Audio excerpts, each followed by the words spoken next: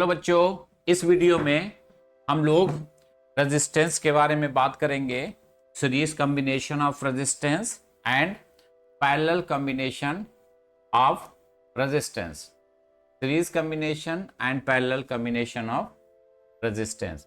तो सबसे पहले हम इस वीडियो में डिस्कस करेंगे series combination of resistance.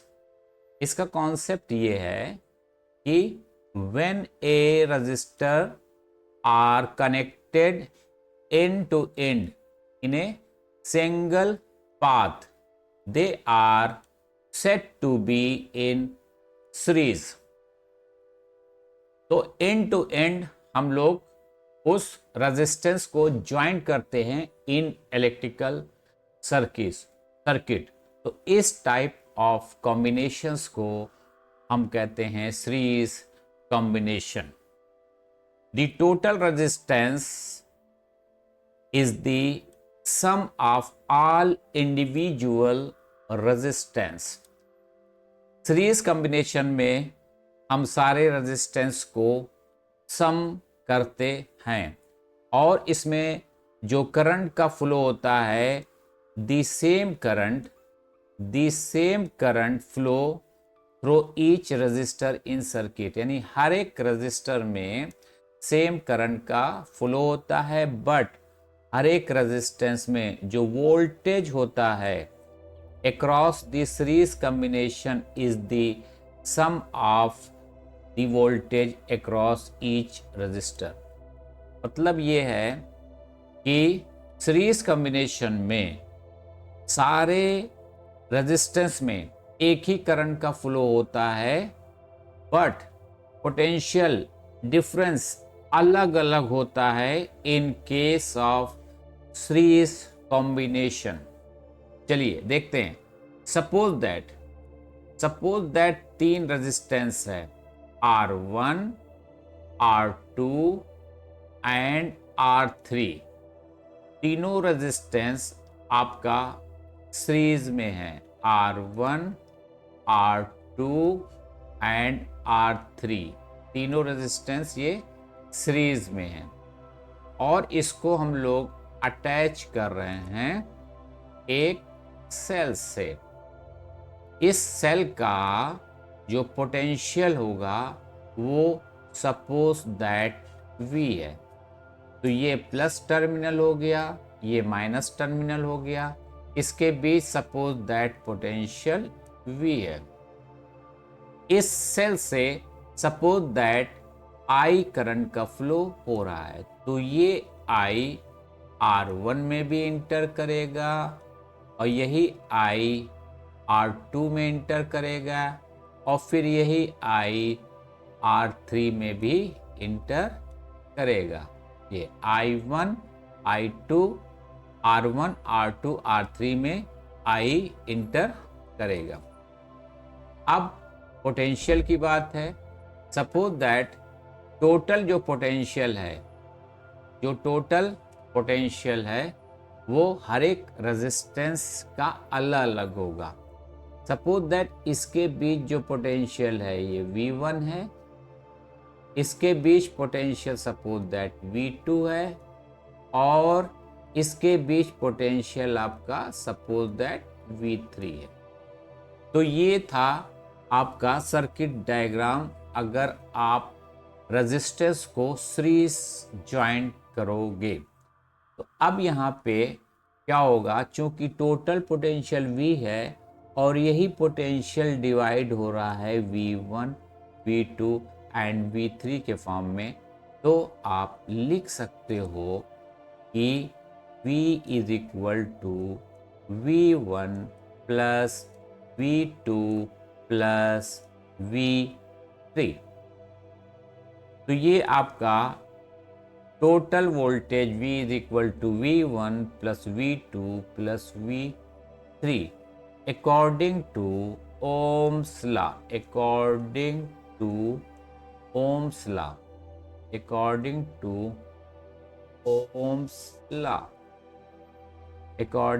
Ohms law V1 is equal to I R1, V2 is equal to I R2 and V3 is equal to I R3।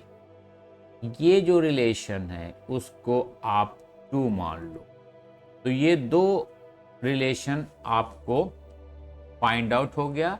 अब इस दो रिलेशन की हेल्प से हम इक्विवेलेंट रेजिस्टेंस को find करेंगे। यहाँ पे जो V1, V2 और V3 की जो वैल्यूज है इसमें हम पुट करेंगे V1, V2 एंड V3 में।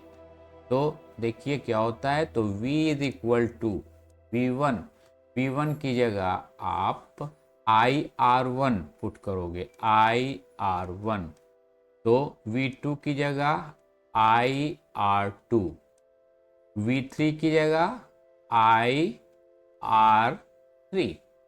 अब यहाँ पे आप कॉमन लोगे, I को कॉमन लोगे तो ये हो जाएगा R1 plus R2 plus R3। ठीक है। तो अब क्या होगा, यहाँ पे आप देखिए, यहाँ पे V is equal to V upon I, ये I नीचे आपका हो जाएगा, ये I ट्रांसफर होगा नीचे। तो V upon I is equal to R1 plus R2 plus R3। तो अब ये हो जाएगा। फिर इसके बाद आपको क्या करना है, आपको ये करना है कि यहाँ से V की वैल्यू क्या है, V is equal to total voltage, total voltage of the cell. I क्या है, total current,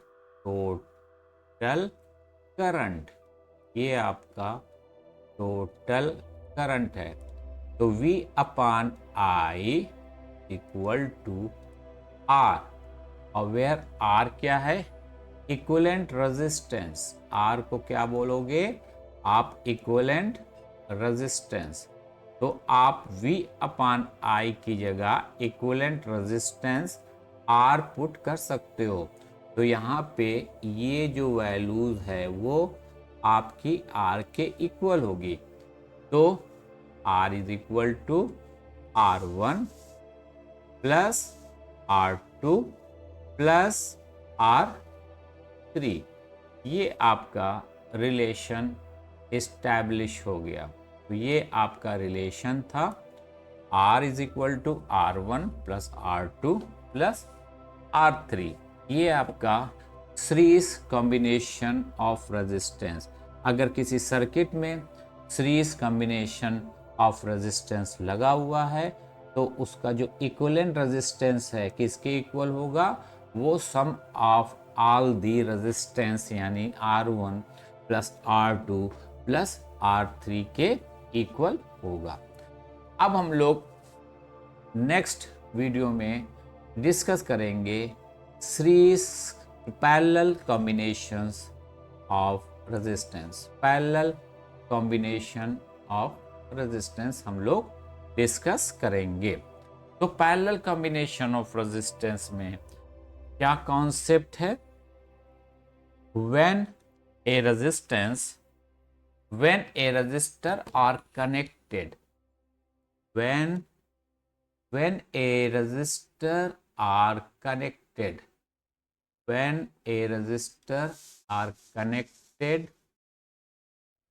such that both ends of each resistor are connected to the same 2 points, then they are in parallel. यानी parallel combinations में जितने भी resistance होंगे वो दो same points से अटैच होंगे।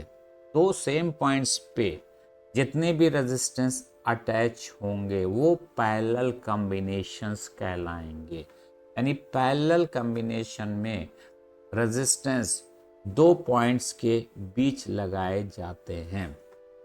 टोटल रेजिस्टेंस क्या होता है? Total resistance, the total resistance can be found using the reciprocal formula. Means अगर सपोज दैट अगर तीन रेजिस्टेंस R1, R2 और R3 आपका पैरेलल कंबाइन है तो उनका सम क्या हो जाएगा? 1/R is equal to 1/R1 plus 1/R2 plus 1/R3। अब करंट का क्या केस होगा उसमें? The total current is the sum of the current through each parallel resistor। अगर रजिस्टर पैरेलल कंबाइंड है तो करंट डिवाइड हो जाएगा अकॉर्डिंग टू रेजिस्टेंस। अगर रेजिस्टेंस ज़्यादा होगा तो करंट कम जाएगा और रेजिस्टेंस कम होगा तो करंट ज़्यादा जाएगा। लेकिन वोल्टेज की क्या सिचुएशंस रहती है? The voltage across each resistor in parallel is the same and equal to the total voltage applied to the combination। यानी कि वोल्टेज जितना भी पैरेलल कॉम्बिनेशन वाले रेजिस्टेंस हैं उनके बीच वोल्टेज कांस्टेंट रहेगा, यानी एक ही वोल्टेज रहेगा, लेकिन करंट अलग अलग होगा। तो अब हम लोग सर्किट डायग्राम के थ्रू ये डिस्कस करेंगे और एक्सप्लेनेशंस देंगे। तो पहले हम लोग सर्किट को ड्रॉ करते हैं। सपोज दैट मान लीजिए तीन रेजिस्टेंस हैं जो कि हम लोग पैरेलल ज्वाइन कर रहे हैं और ईच रेजिस्टेंस की वैल्यू है R1, R2 एंड R3। तो ये इस टाइप से तीन पैरेलल रेजिस्टेंस हो गए हैं, R1, R2 एंड R3। ये A पॉइंट्स हो गया है और ये B पॉइंट्स हो गया, मतलब A और B पॉइंट्स के बीच आपके तीन रेजिस्टेंस अटैच है जो कि पैरेलली अटैच हैं। और इस सब को एक सेल से आप अटैच कर दो। ये हमने एक सेल से इसको अटैच किया जिसका वोल्टेज V है, और हमेशा सेल को दो पैरेलल लाइन से हम इंडिकेट करते हैं। जो बड़ी वाली लाइन होती है उसको प्लस टर्मिनल बोलते हैं और जो छोटी वाली लाइन होती है उसको हम निगेटिव टर्मिनल बोलते हैं। ठीक है, तो अब सपोज दैट उस सेल से I करंट का फ्लो हुआ है, तो यहाँ पे क्या होगा? I डिवाइड हो जाएगा तीन रेजिस्टेंस में। R1 में सपोज दैट I1 करंट का फ्लो हुआ, R2 में सपोज दैट I2 करंट का फ्लो हुआ और R3 में सपोज दैट I3 का करंट का फ्लो हुआ। तो I जो है डिवाइड हो जाएगा इसमें I1, I2 एंड I3 में, और फिर तीनों जो करंट है फिर ज्वाइंट होके I में कन्वर्ट हो जाएगा। तो ये था आपका electrical circuit for the combinations of parallel combinations. अब I, total I can be divided into three currents, I1 plus I2 plus I3। This is equations 1। Second क्या है?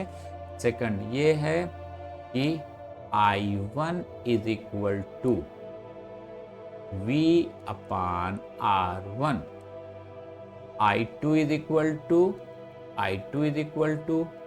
V upon R2, I3 is equal to V upon R3। Parallel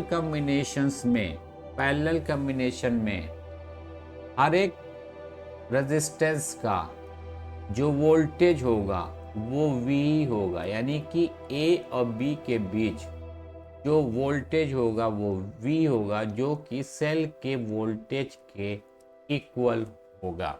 ठीक है, तो ये आपका relations हो गया, ये रिलेशन को आप ट्रू मानोगे। ठीक है, अब हम लोग इस दोनों रिलेशंस को सॉल्व करेंगे। तो यहाँ पे I1 की वैल्यू रखेंगे, यहाँ पे I2 की वैल्यू रखेंगे और यहाँ पे I3 की वैल्यू रखेंगे।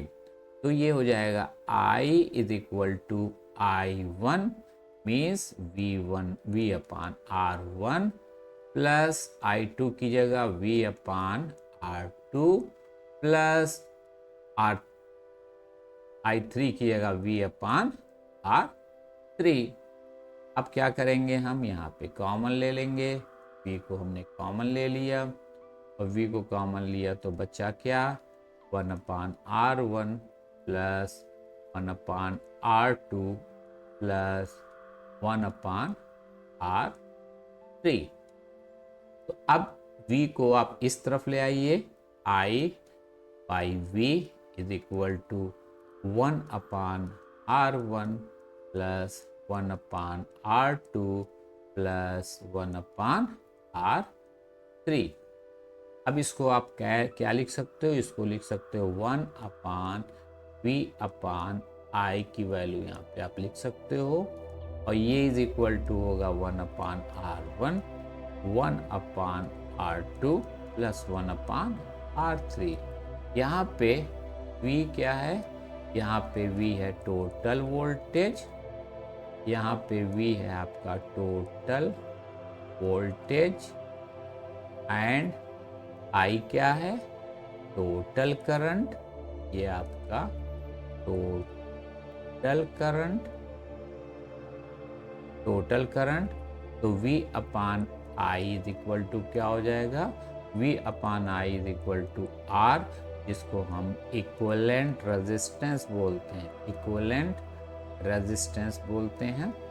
तो V अपान I की जगह आप R को पुट कर सकते हो। तो यहाँ पे हम क्या करेंगे, यहाँ पे इसकी जगह हम R को पुट करेंगे, तो ये हो जाएगा 1 upon R is equal to 1 upon R1 plus 1 upon R2 plus 1 upon R3। तो इस तरह पैरेलल कॉम्बिनेशन के केस में equivalent resistance 1 upon R is equal to 1 upon R1 plus 1 upon R2 plus 1 upon R3 होता है। ठीक है, तो total resistance can be found using the reciprocal formula. Total resistance can be find using the reciprocal formula. तो जब भी आप parallel combination देते हो तो जो पैरेलल कॉम्बिनेशन का रिजल्टेंट रेजिस्टेंस होता है वो सबसे लोएस्ट रेजिस्टेंस से भी कम होता है। यानी कि अगर आपको रेजिस्टेंस बढ़ाना है तो सीरीज कॉम्बिनेशन ज्वाइन करना पड़ेगा, और अगर रेजिस्टेंस को कम से कम सर्किट में इंट्रोड्यूस करना है तो सारे रेजिस्टेंस को आपको पैरेलल कॉम्बिनेशन देना पड़ेगा। तो इस वीडियो में बस इतना ही।